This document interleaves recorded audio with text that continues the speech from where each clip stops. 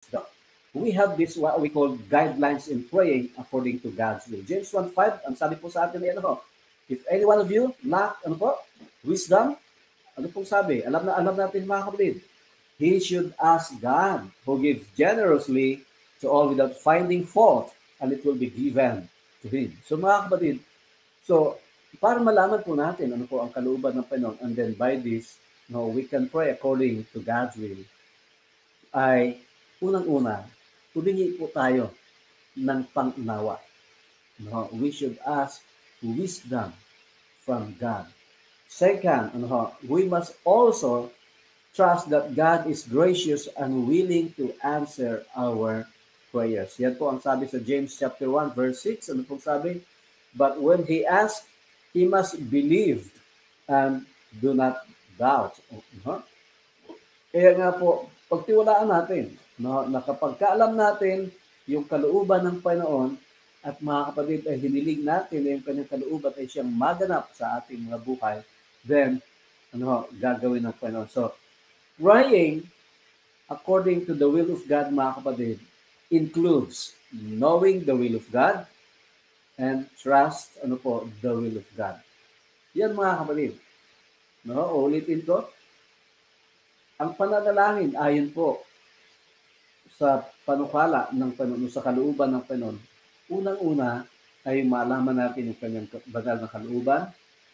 Pangalawa ay pagtiwalaan natin yung kanyang kalooban sa bawat isa sa atin. Then, makakapanalangin tayo ng ayon sa kanyang kalooban. Kaya nga po narito ang guidelines in praying according to God's will. First, mga kapatid, we have to pray, the things for which the Bible commands prayer. Pray the Bible commands prayer. Ibig sabihin yan, mga kapatid, sa Biblia po ay napakaraming ibinigay ng Panginoon ng mga kautusan tungkol sa pananalangin. Halimbawa po, tayo'y sinabihan ng Panginoon na atin pong idalangin ang ating mga kaaway. Hindi natin aawayin, mga kapatid. Pag sinabi pong mga kaaway, hindi po ibig sabihin ay ikaw ay nang away. Ibig sabihin po, ito yung mga tao ay itinuturing kang kaaway o di man kaya ay ginagawan ka ng hindi maganda. Sabi po sa atin, Matthew 5:44, but I say to you, love your enemies. Bless them that curse you. Do good to them that hate you, and pray. Yan and pray for them which spitefully use you and persecute you. So mga kapatid, kung titingnan natin dito, walang vengeance dito Katulad ng pag-aaral natin nung nakaraan, vengeance is not ours, but of the Lord. Kaya nga, sa halip na tayo ay maghiganti, mga kapatid, ibigin natin sila. Pagpapalain natin ang mga taong tayo'y inaalipusta o isinusumpa, gumawa ng mabuti sa kanilang nagagalit sa atin at idalangin sila na sino man na ginagamit ka at hindi man kaya ay inuusig. Mga kapatid, hindi ko na po kailangang elaborate itong mga bagay na ito. Ang mahalaga po ang sinasabi sa atin ng Panginoon upang we can pray God or according to God's will. We have to pray for our enemies or for the people who are doing good or for not doing who are doing bad against you, mga kapatid. Yung gumagawa ng hindi maganda sa atin. Ano pa po ang sinasabi actually dito sa Luke 10:2? Atin daw po ipanalangin, mga kapatid, ang ating mga missionaries. Sino po sa atin, mga kapatid, ang isinasama sa panalangin ng ating mga missionaries? Mahalaga yan. Ito po ang sabi sa atin, Luke 10:2. The harvest is great, but the workers are few. So pray to the Lord who is in charge of the harvest. Ask Him to send more workers into His field. Alam naman natin, mga kapatid, na tunay nga pong napakarami pong kailangan pong makaparinig o makapakinig ng mga salita ng Panginoon. Sa totoo lang, mga kapatid, kulang po ang mga manggagawa. Kulang, marami po ang kailangan magparahatid ng mga pabalita sa buong sanlibutan. Alam naman po natin na ang sa buong population ng buong sanlibutan, it's almost 40 to 50%, halos kalahati lang o wala pa mga kapatid, ang Christians sa buong sanlibutan ito. So yung non-Christians, kailangan pong makapakinig mga kapatid. Dito nga lang po sa atin sa Asia, o kahit dito na lamang po sa Pilipinas, napakarami pa rin po mga kapatid na kailangan makapakinig ng katotohanan. Kaya nga po, ako'y natutuwa at nagpapasalamat sa Panginoon sa ating kapanahunan ngayon. Dati-rati ito pong Facebook platform na ito mga kapatid, itong social media na ito, hindi po nagagamit sa ganitong mga kaparaanan. But this time, ay tayo mga kapatid ay napakarami na pong nagpapalaganap ng mabuting pabalita. Although, kung kayo po ay mag-browse sa inyo pong mga Facebook, bibihira po kayo makakakita ng katulad dito. Mas marami pa rin po yung iba't ibang mga kapatid. Kaya nga po, ay padalangin natin na magkaroon po ang mga missionaries, kaya po, idalangin natin. Ang sabi po sa atin ng banal na kasulatan, ipag-pray din po natin na tayo po ay magtagumpay sa mga tukso. Watch and pray that you enter not into temptation. The spirit indeed is willing, but the flesh is weak. Di ba mga kapatid? Naalala ko nung kami mga kapatid ay nagko-crusade. Habang kami nagko-crusade ng mga kapatid, pagkatapos ng crusade, ay nariyan pa po yung ihahatid pa sa mga tahanan nila yung amin pong mga invitees. Pagkatapos mga kapatid ay pagod ka na sa maghapon, sa visitation, Bible study, hanggang gabi. Pagkatapos ihatid, pag uwi mo sa iyo pong tirahan mga kapatid, pagod na pagod. Tapos meron pang prayer band. Naranasan nyo yan? Na habang nananalangin mga kapatid ay nakakatulog na kami. Pero mga kapatid, we felt the need to pray. The spirit is willing, but the flesh is weak.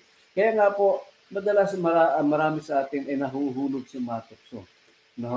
Kaya nga po, idalangin natin. Yan po ang kalooban ng Panginoon. We should also pray for the ministers. Mga kapatid, atin po bang ipinapanalangin ng ating mga pastors? Hindi lamang po ang mga pastor ang mananalangin para sa atin. We should also pray for the ministers. Sabi nga po dito ni Paul, sa kanila na mga manggagawa, sabi niya, pray for us too, that God may open a door for our message, so that we may proclaim the mystery of Christ, for which I am in chains. Panalangin natin na ito pong mga ministro natin, ay patuloy na gamitin ng Panginoon, patuloy na ingatan. Alam naman natin mga kapatid, sa ating panahon ngayon, ito ba nakarang linggo lang, marami tayong mga kamanggagawa na nagpahinga. Mga kapatid, ipanalangin natin po sila. Okay, and of course, mga kapatid, sinabi din po sa atin, na ipanalangin natin ang ating government authorities. Mga kapatid, hindi po natin sila, tawag dito, i-criticize, hindi po natin sinisiraan, kundi ipapanalangin. Ito ang sabi, 1 Timothy 2:1 and 2, first of all, then, I urge that supplications, prayers, intercessions, and thanksgiving be made for all people. Prayer, intercession, thanksgiving. Ipapanalangin natin sila mga kapatid at tayo'y mamamagitan para sa kanila at magpapasalamat para sa kanila. Sino po yan mayan? For kings, ito mga kapatid ay presidente ng mga bansa, and all who are in high position, at lahat po ng nasa katungkulan, that we may lead a peaceful and quiet life, godly and dignified in every way.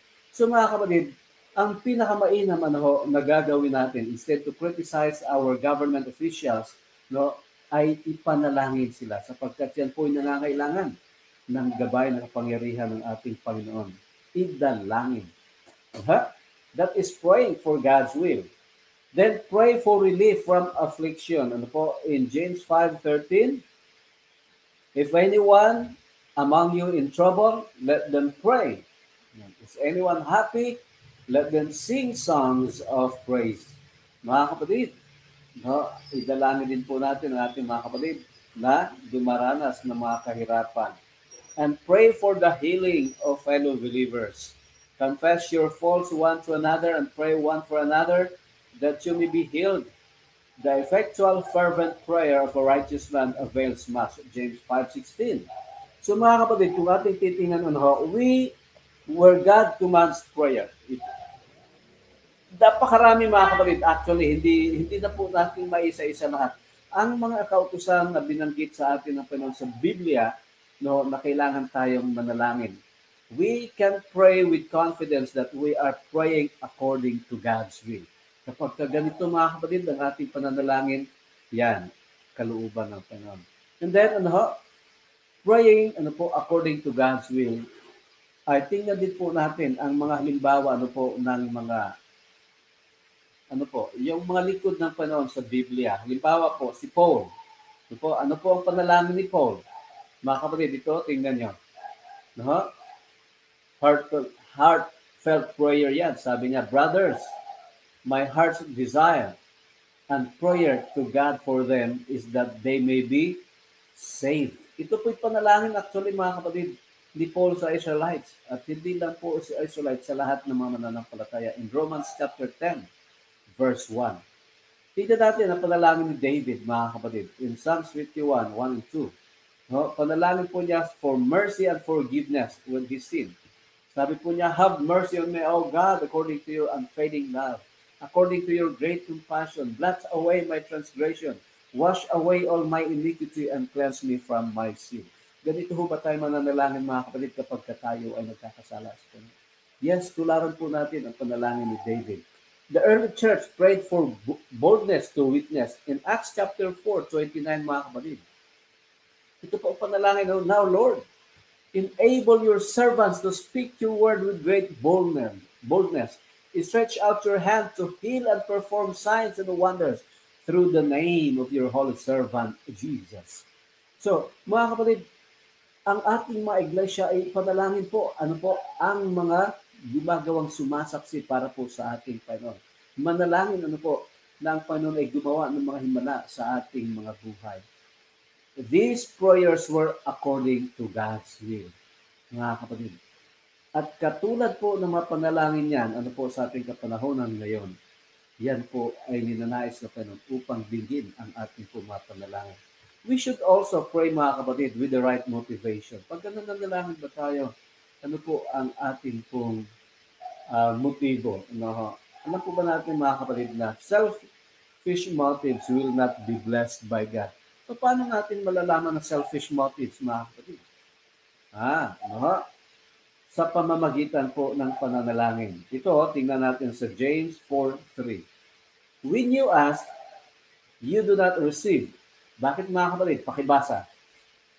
Bakit hindi daw po tayo tumatanggap kapag tayo'y nananalangin o hindi natin, mga kapatid, hindi sinasagot ang ating pananalangin? Ito, sabi, because you ask with wrong motives. Mali pong motibo, mga kapatid. Ano pa ang motibo natin every time na tayo humihiling sa Panginoon? Dapat po ay atin pong suriin yun. And then sa pagpapatuloy, that you may spend what you get on your pleasures, mga kapatid. For pleasures po pala. So kaya nga po, ay hindi daw po ganyan ang motibo sa pananalangin. At ito pa ang mas matindi, mga kapatid, huwag daw po maging katulad ng mga hipokritong mga Pariseo. Be not like hypocrites in prayer. When you pray, you are not to be like the hypocrites, for they love to stand and pray in the synagogues and on the street corners so that they may be seen by men. Truly I say to you that they have the reward in full, but when you pray, go into your inner room, close your door and pray to your Father who is in secret, and your Father who sees what is done in the secret will reward you. Yes, mga kapatid, ibig sabihin po niyan, ang ating pong pananalangin sa Panginoon ay hindi po pagpapaimbabaw, hindi po pagpapakitang tao. Ang Panginoon na nakakabatid ng ating pong kalooban, ng ating kaisipan, pag nanalangin tayo, mga kapatid, ay hindi na po natin kailangan ipagsigawan. Sabi nga po ay kailangan tayo pumasok sa ating pong mga prayer room. Kaya nga po si Ma'am Joy lagi nagsasabi sa atin, Daddy, gumawa nga tayo ng prayer room dito sa ating bahay. Isang maliit lang na kwarto na pwede kang pumasok at doon ka mananalangin. Which is good, mga kapatid. Maganda rin magagawa natin yan sa ating mga tahanan. Kung meron mga prayer room. Okay. So we have to also pray with the spirit of forgiveness toward others. Naalala natin mga kapatid, ng ating mga pananalangin ay nagiging hindrances o meron pong hindi naririnig ang ating panalangin because of these hindrances. Ano po yung mga kapatid? Indifferences. Ano po yung unforgiving spirit. No? Hindi tayo nagpapatawad sa mga taong makagawa sa atin ng hindi mabuti. Kaya nga po mga kapatid, pray with the spirit of forgiveness toward others. Mark 11:25, ang sabi po, and when you stand praying, if you hold anything against anyone, forgive him, so that your Father in heaven may forgive you your sins. Yan po mga kapatid. Ano ho? Kaya nga po sabi natin ano ho, nung nakaraan, una po magpatawad muna tayo sa ating kapwa bago tayo mapapatawad ng Panginoon. Ano ho? Sabi diyan, no? Kaya nga sa ating pananalangin, no, yung mga hindrances na yan, kailangan po muna maalis. A spirit of bitterness, anger, revenge, or hatred toward others will prevent our hearts from praying in total submission to God. Lalo na mga kapatid, ito ho, ay huwag nating ipanalangin yung mga kapwa natin na sila'y mapahamak. No? Kahit sila'y gumawa ng hindi magbuti sa ating mga kapatid, huwag nating ipanalangin na sabi, Panginoon, parusahan mo nga yan. Panginoon, bigyan mo nga ng leksyon yan. Mga kapatid, that is not the prayer according to God's will. Kung ating babalikan doon sa ating pinag-aralan ngayon, idalangin natin na sila'y pagpalain ng Panginoon. Na sila po gabayan ng kapangyarihan ng banal na Espiritu. Hindi po yung sila'y mapahamak. Dapat po mga kapatid ay makita nila ang Panginoon. Makilala ang Panginoon. Sila'y maligtas. Yun ang ating idadalangin mga kapatid. So just as we are told not to give to offerings to God while there is conflict between ourselves and another Christians. So kaya nga po mga kapatid ay sa totoo lang mga kapatid, kahit po yung ating pakikipagpalitan ng mga kuro-kuro, ay pagkaminsan nakakasakit ng damdamin, o nagiging sanhi ng hindi pagkakaroon ng magandang kaugnayan sa isa't isa. Mga kapatid, yan po iwasan natin.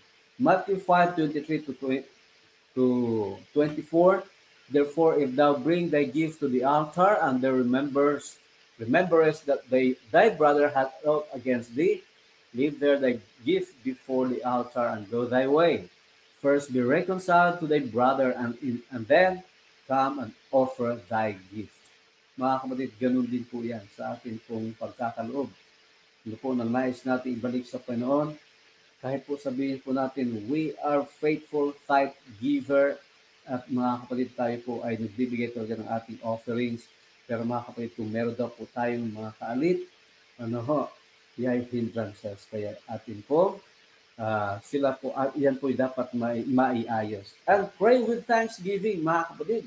Sa pananalangin, devote yourselves, mga kapatid, in prayer, being watchful and thankful. Colossians 4:2. Continue earnestly in prayer, being vigilant with thanksgiving. Philippians 4:6-7. Do not be anxious about anything, but in every situation, through prayer and petition with thanksgiving, present your request to God. Mga kapatid, pagka tayo nananalangin, mga kapatid, ang sabi po dyan, ay may pasasalamat. Kahit po tayo humihiling. Salamat pa yun. Di ba't napakaganda mga kapatid ng panalangin hindi mo pa tinatanggap. Sinasabi mo na, Panginoon, salamat po at sa araw na ito ay bibigyan po kami ng aming pangangailangan. See? So we can always find something to be thankful. Pero mga kapatid, no matter how burdened we are by our wants or needs, lagi po tayong mayroong ipagpapasalamat sa Panginoon. And persistent prayer, mga kapatid. Huwag tayong mahimagod sa pananalangin. Kahit dumating po yung panahon na parang walang tugot sa ating panalangin, mga kapatid, ginagawa ng Panginoon yan para tayo ay mas lalo pang maging persistent sa ating pananalangin. We do not know what we ought to pray. But the Spirit, mga kapatid, ay tumutulong sa atin upang tayo patuloy na manalangin, mga kapatid. Okay? So, Pray, Jesus told his disciples parable to show them that they should always pray and never, not to give up. Ito ang isa sa pinakamaiksing talata, mga kapatid, sa Biblia. Pray without ceasing. 1 Thessalonians 5:17. Pray without ceasing. Huwag tayong mapagod sa paggawa o sa pananalangin, mga kapatid. And the last, mga kapatid, rely on the Spirit of God in prayer. This is the wonderful truth. Sa ating pananalangin, mga kapatid, di ba merong time na kapag kabigat na bigat ng ating mga damdamin, hindi po natin alam kung ano pong ating sasabihin. Pero mga kapatid, in Romans 8:26-27, ito ang sabi, and the Holy Spirit helps us in our weakness. For example, we don't know what God wants us to pray for, but the Holy Spirit prays for us with groaning that cannot be expressed in words. Kita niyo, mga kapatid, yung bagang nananalangin na tayo, at hindi natin masambit kung ano yung ipapanalangin natin, hindi natin alam kung ano yung ipapanalangin ng nais ng Panginoon ipanalangin natin. Pero mga kapatid, the willingness to pray, kapag tayo lumalapit sa Panginoon, the Holy Spirit will pray for us. Sabi dyan, but the Holy Spirit prays for us with groanings that cannot be expressed in words. And the Father who knows all hearts knows what the Spirit is saying. For the Spirit leads for us believers in harmony with God's own will. Wow! Praise the Lord, mga kapatid. Ako po sa tutulak po ay dumarating sa mga puntong ganito. Paano hindi ko alam ano yung papanalangin ko. Panginoon, na paano ba malalaman? Ano bang kalooban ninyo, mga kapatid? But when we pray, kahit hindi po natin alam yung ano dadalangin, the Lord knows your heart. The Lord knows your mind. And by the working of the Holy Spirit, siya ang maglalapit sa atin, mga kapatid. So we have the Spirit's help in praying. At the times of our deepest depression and sorrow, those times when we feel that we just cannot pray, we have the comfort of knowing that the Holy Spirit is actually praying for us. Amen? What an amazing God we have, mga kapatid. What assurance you have when we seek to walk in the Spirit